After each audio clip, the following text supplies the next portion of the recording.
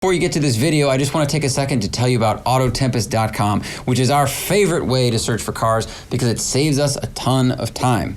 Or maybe you just went to, a car show that was held on a big movie lot, or you just drove a friend's car and you think, you know what, I really want to buy one of those, that's way too much fun. Well, you could do it the old way and go to 5 different websites and type in the criteria into 5 different websites and then have 15 different tabs. And then if you want to search for another car, you have 30 tabs. And if you want to compare 4 different cars, now you have 60 tabs. And it's a big mess and it's a big pain in the butt. With Autotempest, you don't have to do that. They do all the work for you. You just enter the criteria, you hit search, and they bring you all the listings from the most popular sites on one page. It's like the Vegas buffet of car shopping. Autotempest searches sites like AutoTrader, eBay, some of the smaller sites even, and then they compare them with all of Craigslist. And again, Autotempest is completely free. There's no subscription, there's no membership, there's none of that, which is a big reason why we like it. But the most important thing is that it saves us time and it makes searching for cars simpler. So if you're looking for a car or you know someone who is, use Autotempest.com. You can spend less time searching for cars and more time driving. Now, enjoy this video.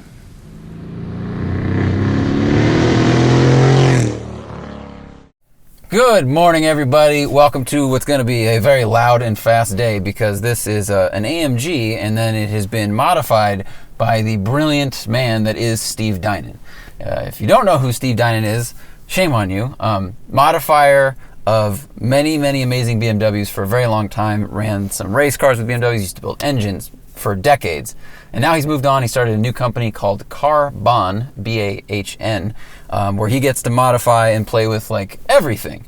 So this is Corey. Corey Burns, a very good friend of mine. We'll shake hands back like we don't know each other well. Corey works for Con Media, who represents, I guess you'd say, Carbahn. Yep. So it's like a several-year-old endeavor for Steve, right? And he basically gets to play with all the marks. Yeah, so basically like after Steve sold Dinan, he did a stint with Chip Ganassi, and then he went on and bought the old Dinan service centers and turned them into what is now Carbahn.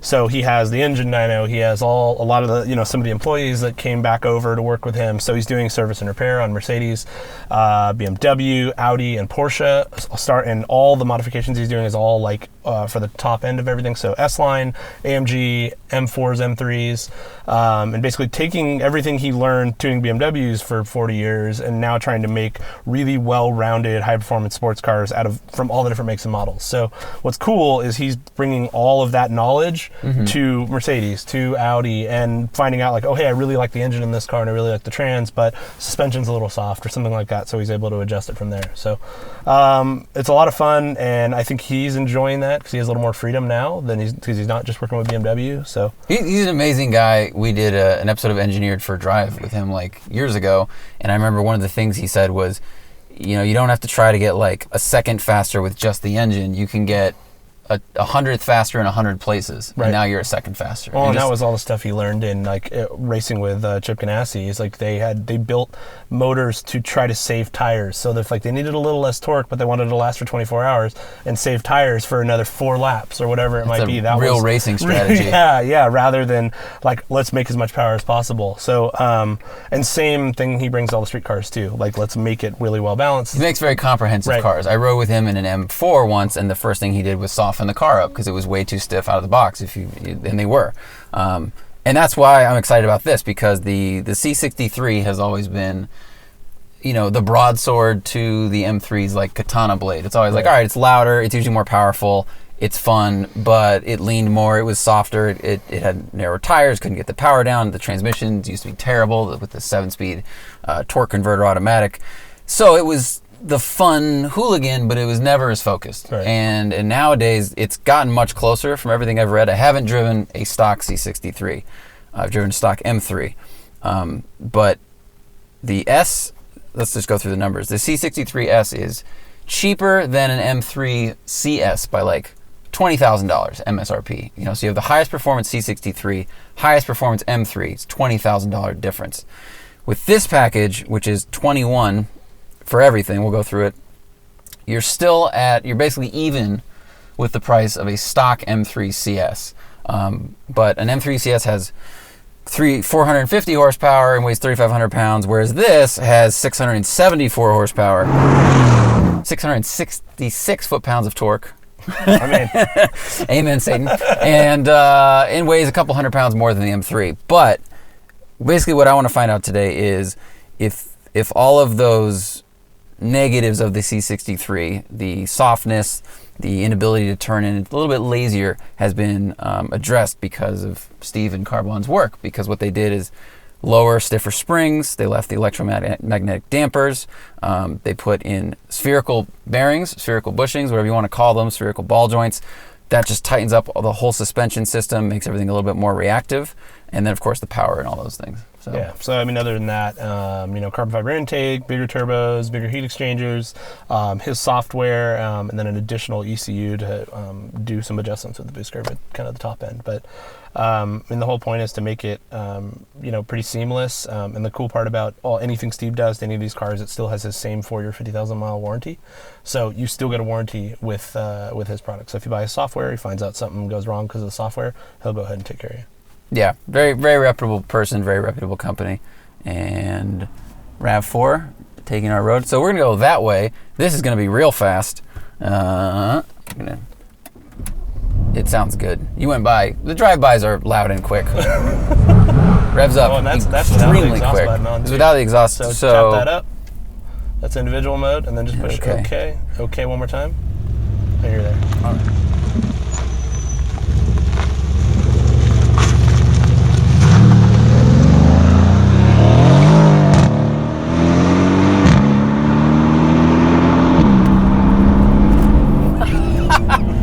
So first gear, okay, did not know it was in manual mode, that is my fault.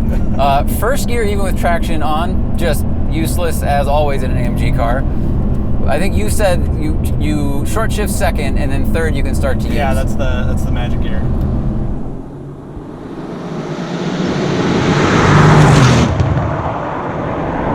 Wow, all right, first impressions, of course, it's really, really fast. And because it's a Mercedes, even though it's loud on the outside, it's not as loud as the NA motors used to be, of course.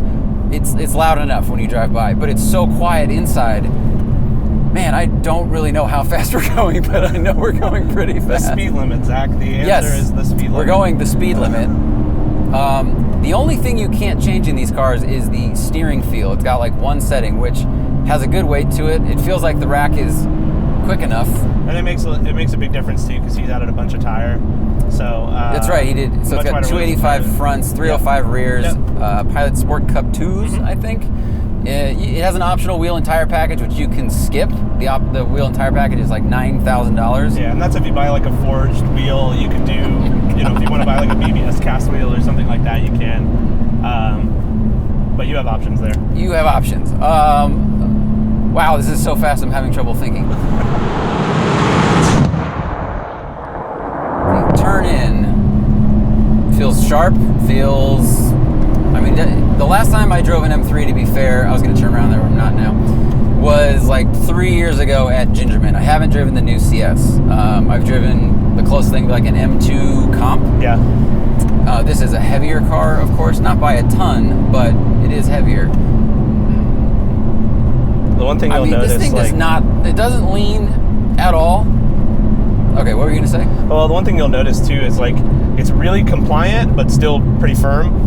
So you'll come over some of these edges and some of these bigger bumps, and the nice part is with like the combination of coilover with just the right spring rate and even the stock shocks, like you'll notice that it's just really compliant and really settled and doesn't give you any feeling that it's going to get wild or get out of hand.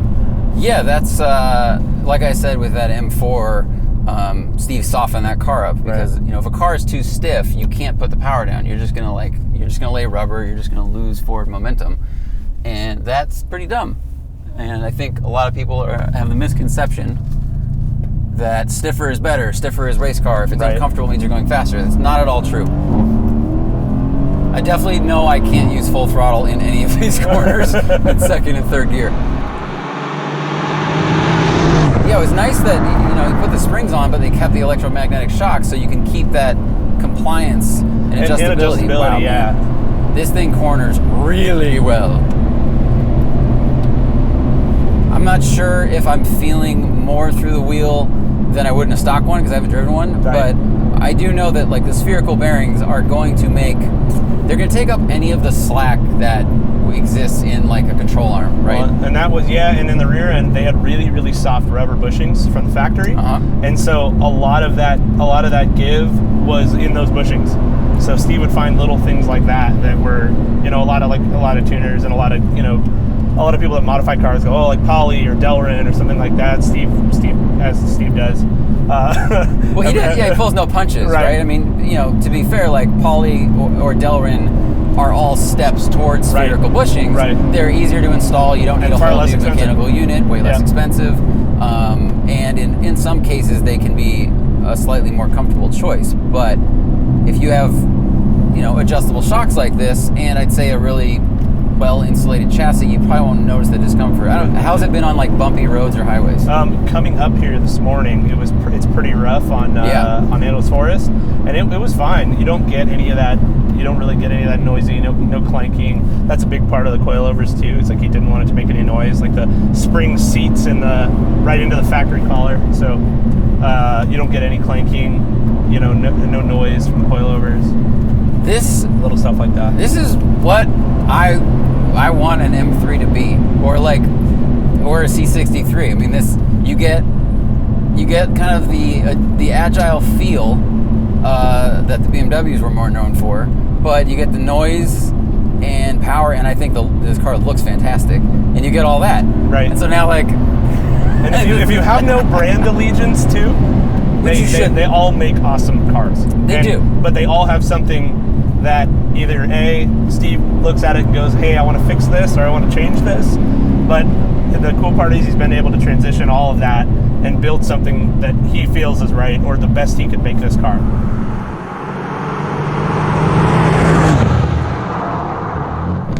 Equivalent Audi is just okay. It's beautiful inside, really fast launch control, very stable. Right. Usually they're not like as great at carving canyons, but that wasn't their focus. BMW driving machine. I know it's a cliche. I think some of their cars don't live up to that, but some of them do. Oh dear. Hi dear. Okay. Hi guys. They're testing those nice AMG brakes. Wow. They just scaled that mountain. that was almost vertical. Half mountain goat. And that, friends, is why you pay attention in the canyon. I have an M3 and I like the new ones, but they lacked a little bit of the personality that the AMGs had. I think growing up around muscle cars, I like the sound. I kind of like the attitude that's communicated by it. You can be a little bit of a jerk. Right. I like to drive around in second gear and like blah, blah, blah, blah, blah, blah. Even when I hear people do it, I'm like, why are you doing that? And with like having a twin turbo kind of small displacement V8, it's you get the same same feeling of torque. You get the same shove that you get in M3, M4, right? But in a totally different fashion with a lot, in most people's eyes, a lot better sound too. Yeah, I think the complaints about the past 6.2 liter that has gone away. It sounded amazing. Yeah. It totally did. But now we're getting way more torque, power, and efficiency in a smaller, lighter package. We will always find things to complain about, but right. It's just like pretty hard to find fault with.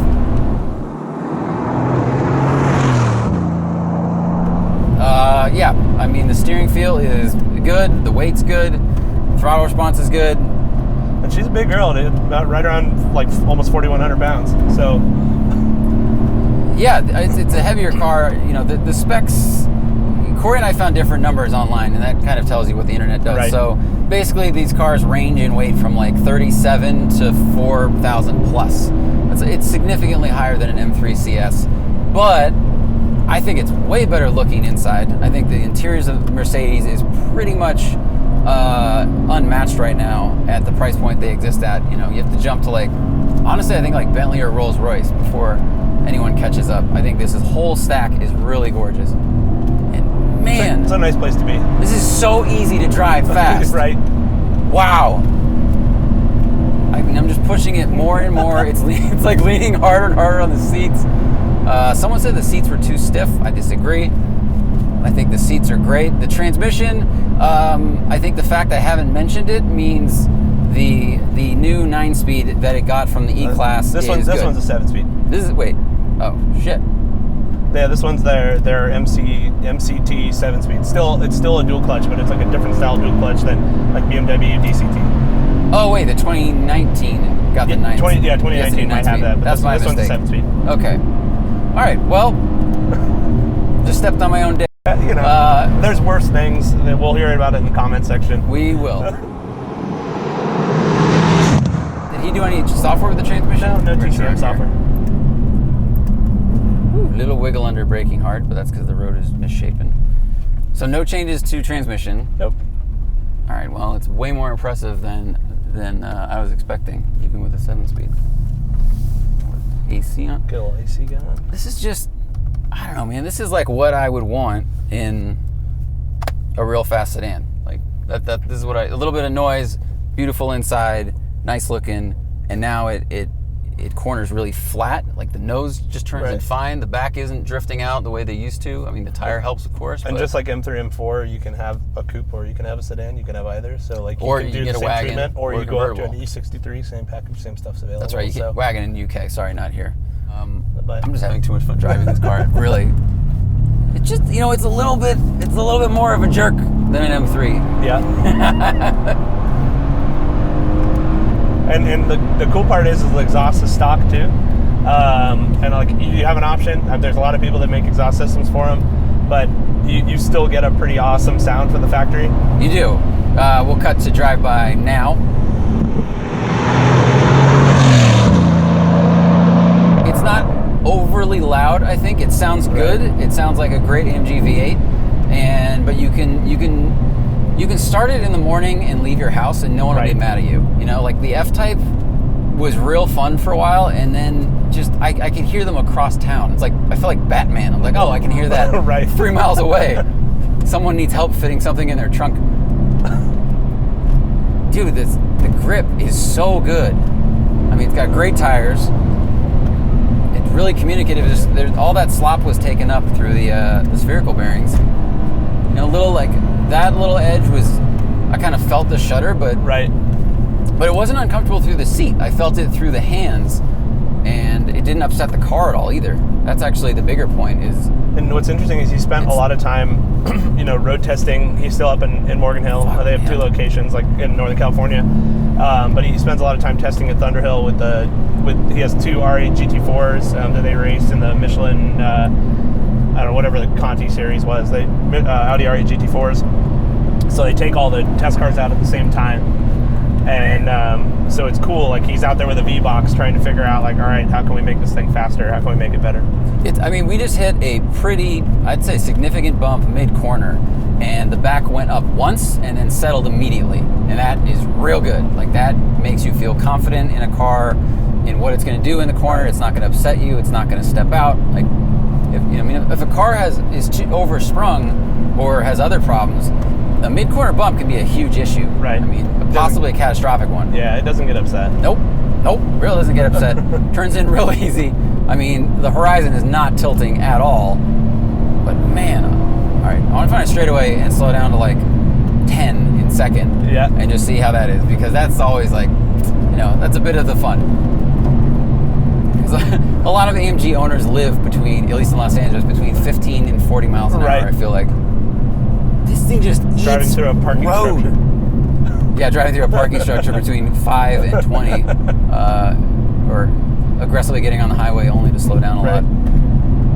Which, if my car sounded like this, I'd do that too.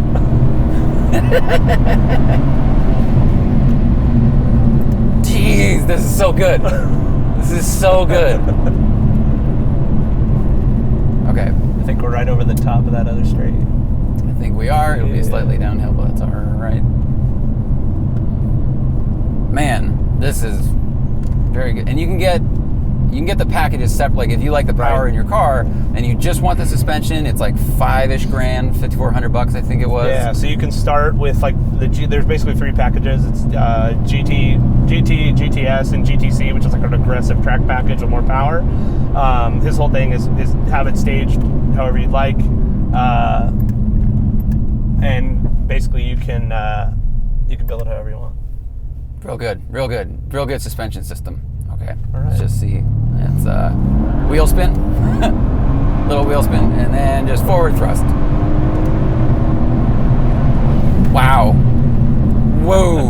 it's like you're not well, it's not a muted speed experience. Right. You're just well insulated because the car is well built and, you know, solid and has like all the NVH reduction that new cars have today. So Right. you just look down and you're like, these numbers real? It's so They're good. 45 miles an hour, Zach. They are 45 miles an hour. But it does put the power down in the corner, you know, at least as long as you're in Right. third or above. And that's his biggest thing, is like he drove this car a ton, and all from the factory, he's like, all I wanted to do is be real tail happy and slide, which is fun for a little while, but at the end of the day, it's all about actually putting power down. And it was the same kind of theory he had when he owned Dynan. So now they're pretty well rounded, and, you know, that's wants it to work. We'll just conclude while rolling because we have to go a little ways to the parking lot. But I think, yeah, these cars for a long time, Mercedes was, you know, especially when they had like the 6.2, they were not at all keeping up on a road course with the M3. They just weren't. Right. But they were like the fun choice. They were like, all right, you know, this is the Red Bull vodka choice. It's Right. not good for you. You know, the M3 is over there. Just the M3 is like the vodka soda. We're just soda water. It's like, no, just water for me. I'm very, very focused on my nutrition. I'm going to win this race. And then the C63 shows up and it's like loud and just buying drinks for the whole bar. And it's like, oh, I'll get to work, you know, 20 minutes late. Just, and, you know, Mercedes has gotten closer to making a really competent track vehicle because Right. everything, I think, has gotten a little better at that. And now this is the next step up. And I would love to see this compared to a CS. I think it'd be really, really cool. I could see if we have the V-Box numbers too around Thunderhill for reference, because he's got an M4 GT4, an F90 M5, and a couple different ones. So it'd be cool to see a That'd be comparison really too. cool. That'd be really cool. You know, the guy, Steve knows how to build really good cars. We've interviewed him a couple times for our podcast. We shot Engineer with him. He's really, really smart. He's not someone who just bolts on someone else's parts, or, you know, he's got racing history, running race teams. Like, he's a very, very knowledgeable person. And when he makes a product, it tends to be really good. And he lived up to his reputation, as you know. I'm not surprised. And I mean, we've been working with him for a little over 2 years, and he's been dialing this thing in, and I just got it a month ago. So it's or a couple weeks ago. Yeah. So I remember he I was wanted at to their get it place right. once, and they had they like a bump stop like tester robot. It just sat there Yeah. the whole time, just going like Yeah, this. I was shock like, dyno. "What are you doing?" He's like, "Oh, we're waiting to see when it fails." I was like, haven't seen that at many other shops, to be honest. But he's like running race teams. Right. Man, it's a real good car. It's a really good car. It's almost weird when it's so quiet inside. Like, it doesn't emote the giggles as much. No, you can as put it if in comfort mode and just Right. like cruise down You the know. street, and nobody knows otherwise. You're just like, wow, I'm going real fast, but we can whisper. I'm going really fast, but we can whisper and talk. All right. I didn't even say goodbye. It doesn't matter. Oh man, good car. If you have a German car, go see Carbon for sure. Real good car. What am I doing? I'm lost. You could just I'm just park lost in wherever. adrenaline. Oh boy. That's all she wrote. That was the thing. I don't even know where I ended up. It's like you have a thesis, and then you just start having so much fun. Just like good car suffices. Yeah, I guess that's the explanation, right? Is like Right. if the car makes you forget, it's either really good or really bad. 'cause You're terrified. you're having a ton of fun, either enjoying it or going like, "Wow, that was sketchy." I'm Oh, gonna that die. was sketchy. Right. I'm glad I didn't die. Just like focus on driving this car that only has 3 wheels on. Wow, man, that's really good. Yeah.